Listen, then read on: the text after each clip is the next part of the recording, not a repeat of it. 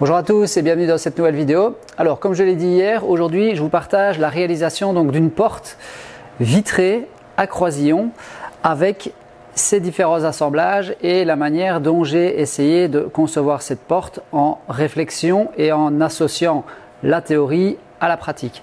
Alors deux cas pratiques, c'est-à-dire un assemblage traditionnel tenon-mortaise, renfort d'épaulement, mais je vais y revenir, avec croisillon ici, avec assemblage à mi-bois, mais avec une double feuillure de part et d'autre, donc qui amène une complexité supplémentaire à l'assemblage mi-bois. En gros, il y a deux mi-bois à réaliser, mais je vais vous montrer après. Je vais essayer de vous expliquer quelles sont les proportions théoriques à respecter pour les assemblages tenon-mortaise avec renfort d'épaulement et les modifications qu'on peut y apporter en fonction des situations comme celle-ci ou comme celle que je vais vous présenter après, une porte avec un pivot. Donc en théorie et généralement on apprend à fabriquer un cadre avec certains assemblages, mais malheureusement dans la pratique on a souvent de la quincaillerie à y ajouter quand c'est une porte par exemple ou quand ce sont des volets ou ce genre de choses. Donc les assemblages doivent être aussi modifiés en fonction de la quincaillerie qu'on va y apporter. Alors première chose à savoir, c'est quand on prépare le collage de ces portes ou de peu importe l'assemblage, il faut avoir préparé tout correctement. C'est une étape souvent qui fait peur aux gens, le collage, mais c'est aussi une étape qui fait peur parce qu'on n'est pas préparé correctement. Alors on prépare sa colle, la colle adaptée. Je vais vous montrer d'ailleurs ici deux cas de figure où il est plus intéressant de travailler avec de la colle blanche ou de la colle polyuréthane pour essayer justement de vous aiguiller. Donc j'ai fait un assemblage, enfin tous mes assemblages sont comme celui-ci et celui-là je l'ai fait un peu plus large pour vous expliquer un petit peu pourquoi dans certains cas il ne faut pas avoir peur ou se dire ah j'ai raté mon assemblage. Ensuite un maillet. Alors quand on fait un assemblage bois, on utilise un maillet en caoutchouc. Si on utilise un maillet en bois, on doit utiliser une cale martyre pour pouvoir taper sur cette cale martyre. Le maillet, à la base, c'est fait pour utiliser avec des ciseaux à bois, avec des gouges ou autres. Il y a différents maillets. Ça, c'est un maillet de menuisier, donc pour utiliser avec un bédane carré ou avec un ciseau à bois. Mais il existe des maillets un petit peu plus spécifiques pour la sculpture ou pour faire certaines choses avec des gouges, d'accord? Donc je vais essayer de vous mettre des images de maillets plus utilisés pour la sculpture ou pour travailler avec des gouges, d'accord? Alors, on va passer aux assemblages et pourquoi est-ce que j'ai décidé de travailler avec ce type d'assemblage sur cette porte. Donc ici, comme je viens de l'expliquer, c'est une porte à carreaux, d'accord? Donc les parties rectangulaires ici, il va à chaque fois y avoir un carreau. Donc c'est du verre feuilleté, donc du simple vitrage feuilleté 4-4-2. Donc c'est-à-dire une feuille de verre de 4 mm, un intercalaire et une feuille de verre de 4 mm. Cet intercalaire, c'est un papier autocollant, on va dire, pour faire simple, qui permet justement, si le verre venait à casser, de rester en un seul morceau et de ne pas s'éparpiller dans la pièce. Donc c'est plus sécurisant si on avait des enfants ou ce genre de choses pour ce type de porte en tous les cas. Comme c'est une porte vitrée, il faut essayer d'amener une stabilité maximale au cadre de cette fameuse porte. D'où l'intérêt de choisir correctement les pièces de bois pour faire les montants et les traverses. Donc ici, mes montants, c'est du quartier. D'accord? Donc rappelez-vous, vous avez le cœur et les parties à droite, à gauche du cœur, c'est du quartier. Donc on va plutôt privilégier du quartier et du faux quartier pour faire les montants de votre porte. Au niveau des traverses, idéalement, c'est aussi de travailler avec du quartier, mais des fois, on peut très bien travailler avec du DOS à partir du moment où la pièce est stable et que la largeur de cette traverse est suffisamment plane, puisque le DOS il a tendance à tuiler, on va prendre la partie droite ou la partie gauche du DOS quand vous avez un plateau suffisamment large, le refendre et on va pouvoir l'utiliser si le fil est relativement droit. Ça amène aussi plus de flamme de travailler avec du DOS que de travailler avec du quartier qui lui amène plus de la maille, d'accord?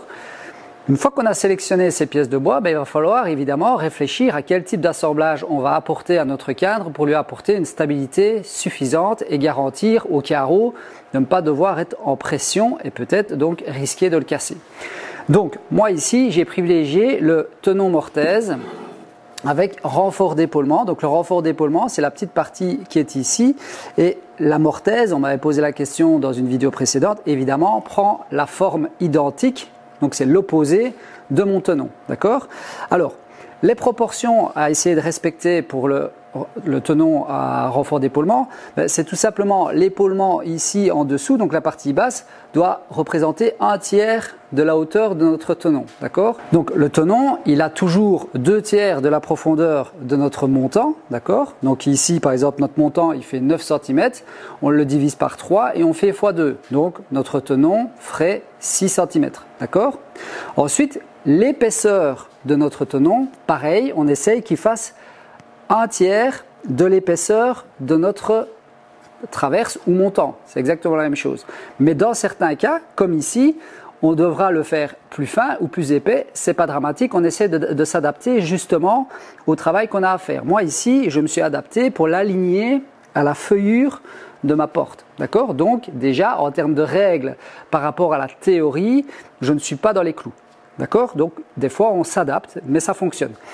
Et après, moi, le renfort d'épaulement ici, donc la partie qui est en saillie, hein, donc celle qui ressort comme ceci, elle, on essaye qu'elle fasse la même épaisseur que notre tenon. Donc si mon tenon fait 10 mm, on va le faire ressortir de 10 mm. Dans certains cas, comme ici, et c'est tout l'intérêt de la menuiserie, c'est que rien n'est ancré, et c'est aussi pour ça que j'appuie toujours en disant c'est ma méthode et pas la méthode, c'est qu'en fait il n'y a pas qu'une seule méthode et qu'on doit souvent adapter son travail à une situation. Et donc moi ici, pour apporter une stabilité complémentaire, je l'ai prolongé du double parce que je viens m'emboîter dans la feuillure. Et donc j'ai fait un tenon qui fait 20 mm, donc un renfort d'épaulement ici qui fait 20 mm plutôt que 10 mm qui correspond donc à l'épaisseur de mon tenon. Voilà, j'espère que c'est clair. Et en termes de hauteur, d'accord, donc on essaye qu'il fasse 1/3 de hauteur du tenon et minimum 1/5 de celui-ci. D'accord? Donc si vous avez un tenon qui fait 5 cm de haut, ben, il va devoir faire 10 mm de haut minimum. Ok? Voilà. Ça, c'est pour les explications, je vais dire, des proportions du tenon mortaise avec renfort d'épaulement. Ok? Donc une fois qu'on a déterminé ces paramètres en fonction de nos portes, on va devoir faire nos entaillages. Alors on commence toujours idéalement par la mortaise. Pourquoi est-ce qu'on commence par la mortaise? C'est pas tout simplement pour avoir une certaine règle de suivi, c'est tout simplement que c'est beaucoup plus facile d'adapter un tenon en épaisseur et rectifier celui-ci par rapport à la mortaise.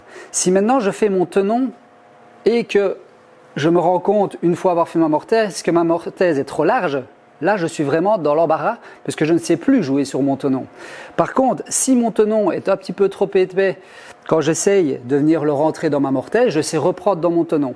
Donc on essaye toujours de faire son tenon, évidemment, du premier coup à la bonne mesure, mais pour les personnes qui débutent, l'idéal c'est de se dire, ok, vaut mieux être un petit peu plus large que trop petit, parce que sinon après il y a du jeu dans notre assemblage. Ce qui m'amène justement au point suivant, c'est-à-dire à partir de quand est-ce qu'on peut considérer que notre assemblage est correct ou pas. Alors, donc je vais prendre mon tenon, alors toujours bien penser à nos signes d'établissement. Alors je rappelle que je suis belge et que donc les signes d'établissement en Belgique sont différents de la France, au cas où les gens ne le sauraient pas. Je n'ai pas les mêmes signes d'établissement que les Français. Donc ça c'est ma traverse haute et ici j'ai ma traverse gauche. Donc je viens mettre les signes d'établissement. Toutes les faces avec mes signes d'établissement doivent être alignées évidemment. Donc je vais venir enfoncer mon tenon et comme vous voyez il ne rentre pas tout seul. Donc je dois vraiment appuyer pour l'enfoncer. D'accord? Je vais prendre mon maillet et je vais l'emboîter. Ça c'est un tenon mortaise qui est parfait. Je vais vous montrer comment est-ce qu'il s'emboîte et vous allez comprendre.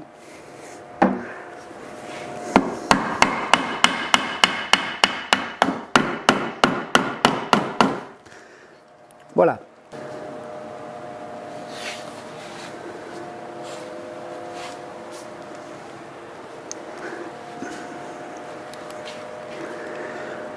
Donc, comme vous pouvez voir, ici, je suis parfaitement aligné.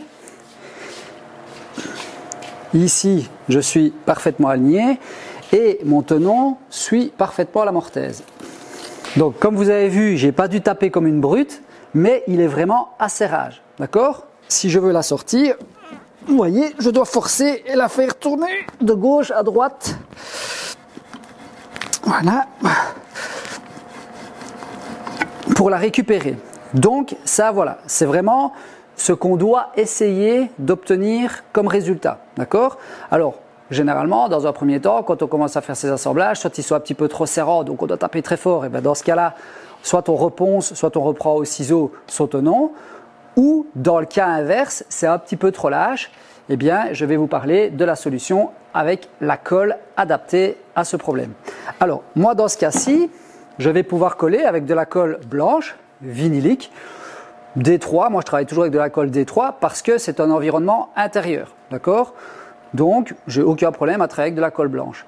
La colle, elle se met toujours dans la mortaise et non pas sur le tenon. Donc, pourquoi est-ce que ça se met dans la mortaise? Comme vous avez pu voir, ici, quand je mets mon tenon dans la mortaise, je vais racler la colle vers le bas. Donc, je dois en mettre en suffisance dans ma mortaise pour qu'elle puisse remplir la totalité des joues de ma mortaise, donc les côtés, si vous voulez, de la mortaise. Et pareil, va pouvoir recouvrir les joues de mon tenon. Si maintenant je mets de la colle sur mon tenon, qu'est-ce qui va se passer? Quand je vais enfoncer, ça va racler la colle pareil, mais ça va la racler vers le haut. C'est-à-dire que toute la colle qui serait sur mon tenon disparaît et viendrait se coller uniquement sur l'épaulement de mon assemblage. D'accord? Donc, on essaye toujours de mettre la colle dans la mortaise pour la raison que je viens de vous évoquer. Maintenant, on va passer de l'autre côté pour vous montrer ce qu'est un assemblage lâche. Donc pareil, je prends mon signe d'établissement, je sais que le signe d'établissement est sur cette face-ci, donc automatiquement, si je me mets comme ceci, je sais que c'est ce tenon-là qui vient dedans. Alors, qu'est-ce que vous allez voir? Mon tenon ici, il rentre sans forcer. Quand je viens regarder ici sur le côté, il est propre, d'accord? Je vais vous montrer, il est propre. Et quand je regarde ici, il est propre aussi. Mon assemblage sur l'avant et sur l'arrière est très bien, mais il est un petit peu lâche. Il est propre, hein? Écoutez, il frotte, hein? Donc il n'y a pas de mouvement. Vous voyez, je ne sais pas, quand il est dedans, je ne sais pas faire des mouvements gauche-droite, il n'est pas totalement libre. Donc dans ce cas-ci, je vais travailler avec de la colle PU, d'accord? Alors moi je travaille avec de la colle PU en cartouche parce qu'elle se conserve beaucoup plus facilement, mais je sais qu'elle existe aussi en biberon comme ma colle blanche, d'accord? Comme la colle vinylique. Donc moi je privilégie celle-ci, il y a 36 marques, je pense qu'elles se valent un petit peu toutes, hein, mais pourquoi est-ce qu'on va utiliser de la colle polyuréthane dans ce cas-ci? Tout simplement parce que la colle polyuréthane va gonfler légèrement et donc va remplir les défauts d'assemblage que vous avez fait.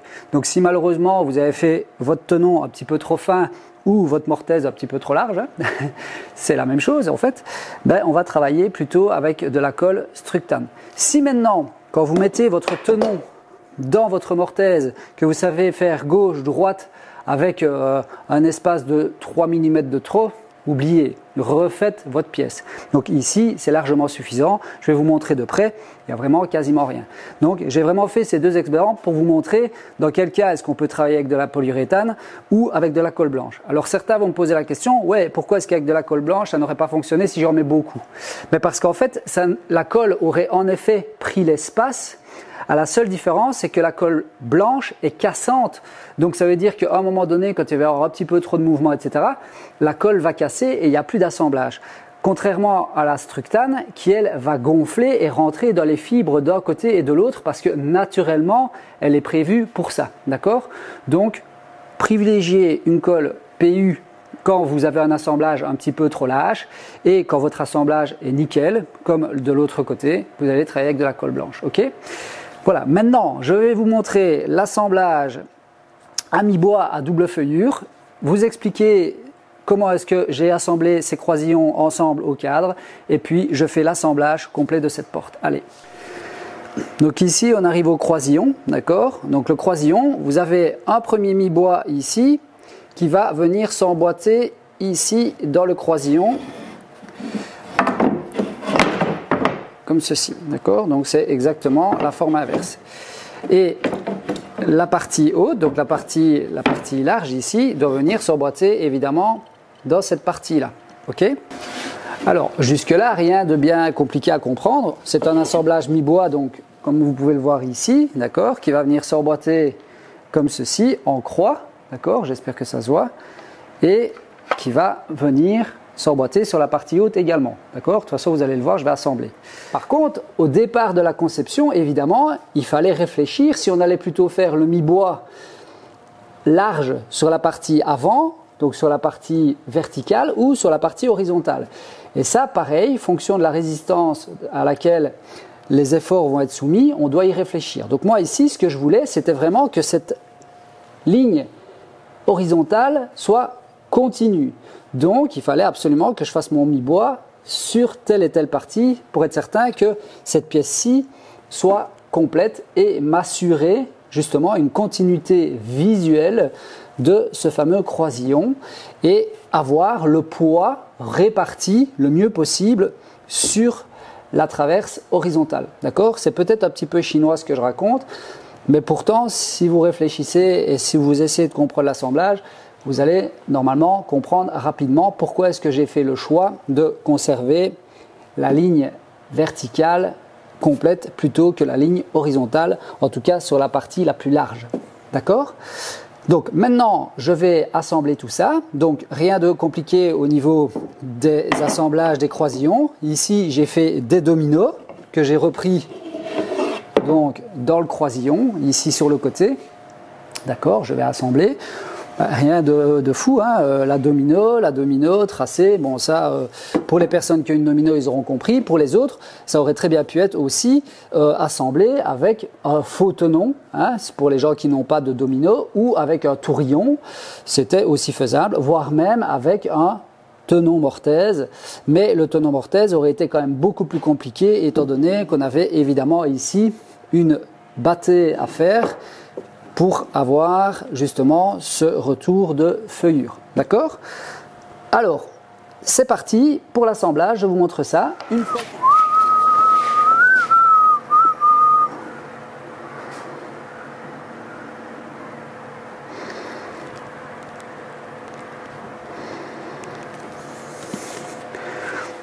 Donc voilà, on voit la colle qui dégouline donc sur les joues de la mortaise et maintenant je vais pouvoir enfoncer mon tenon.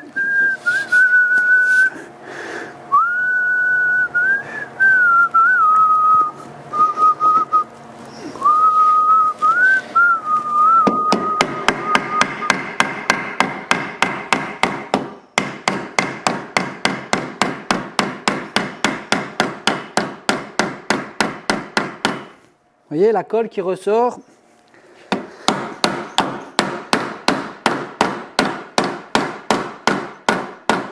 De la mortaise.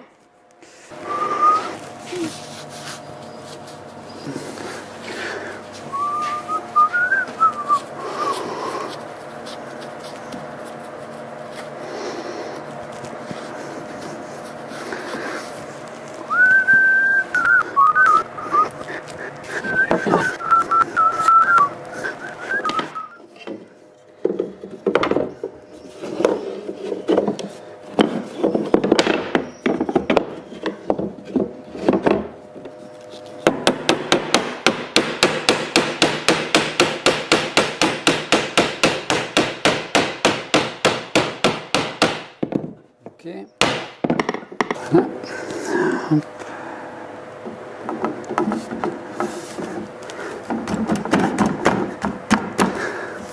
Ok.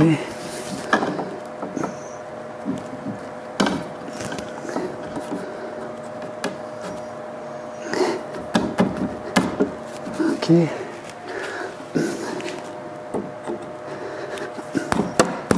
Voilà.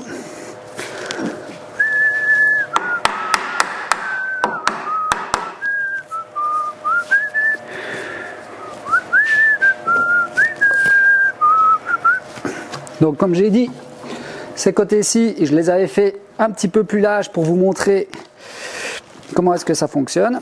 Mais l'idéal, c'est vraiment de les avoir ajustés comme les deux ici. Pareil, la colle polyuréthane dans la mortaise. Alors, avec la colle polyuréthane, il faut être prudent, il ne faut pas en mettre de trop, parce que comme je le dis, ça gonfle et donc ça pourrait aussi casser les assemblages. D'accord? Donc, vous voyez, il n'y a pas besoin de bourrer comme un bœuf. Voilà, vous voyez? Et donc, quand je vais pousser, tout va se racler et va gonfler. Hop! Voilà. Hop.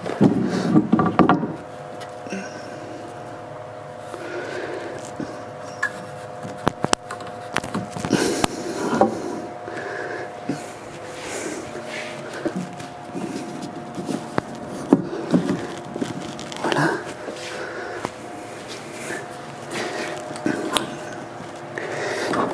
Voilà.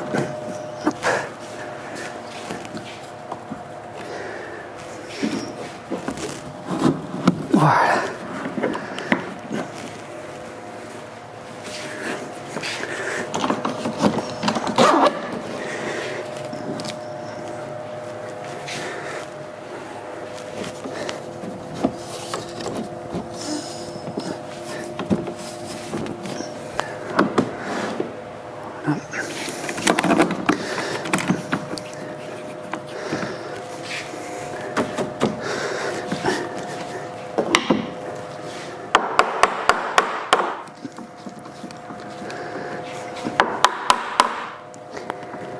Ok, alors, petite subtilité ici, avant de serrer complètement de ce côté-ci, je vais venir me mettre contre, mais sans serrer, voilà, je desserre, mais je suis contre mon assemblage. Je vais maintenant vérifier mes diagonales. Ça, c'est très important, parce que si mes diagonales ne sont pas correctes, ben, ma porte va être tordue, et dans ce cas-là, ben, quand je vais devoir la poser sur chantier, je vais avoir des problèmes d'équerrage avec le cadre de la porte. Donc maintenant, je vais vérifier l'équerrage. Donc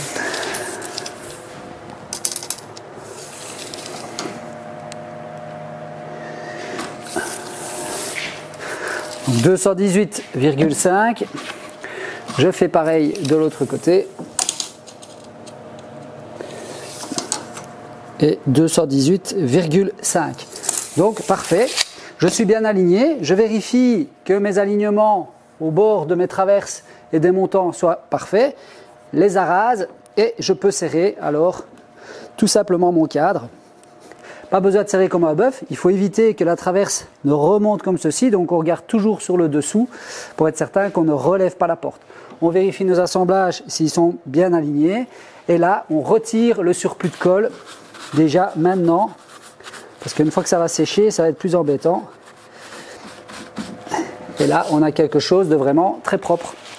Je vous montre ça.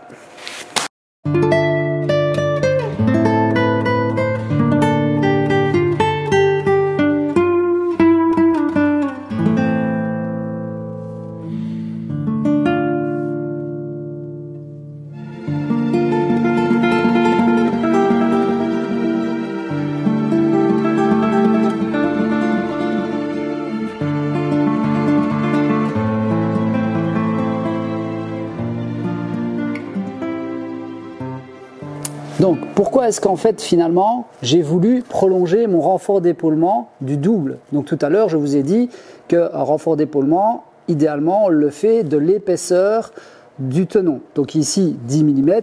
Mon renfort d'épaulement ici, donc la petite pièce qui ressort de mon tenon, devrait faire 10 mm. Or, moi, je vous ai dit, je l'ai fait de 20 mm. Pourquoi?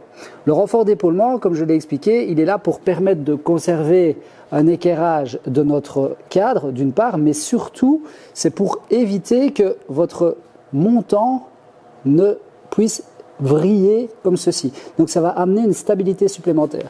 Comme vous pouvez voir ici, j'ai une feuillure. Donc, le L ici est plus important. Si j'avais fait mon tenon uniquement de 10, pour moi, ça n'aurait rien retenu. Donc, qu'est-ce que j'ai fait? J'ai contrecarré la distance de ma feuillure avec un renfort d'épaulement plus profond pour me garantir justement que mon montant ne vrille pas. J'espère que vous avez compris. Pour moi, c'est relativement simple à comprendre parce que si on regarde la proportion de mon renfort d'épaulement par rapport à la proportion du débordement de ma feuillure, si j'avais conservé le renfort d'épaulement de 10 mm, finalement, il ne revenait même pas à la distance de ma feuillure. Et donc, ça n'avait aucun intérêt. OK ? Donc, je passe maintenant à la porte à pivot. Fonction du temps de cette vidéo, soit je vous présente la même porte mais avec les pivots de main ou c'est dans la suite. Allez, c'est parti.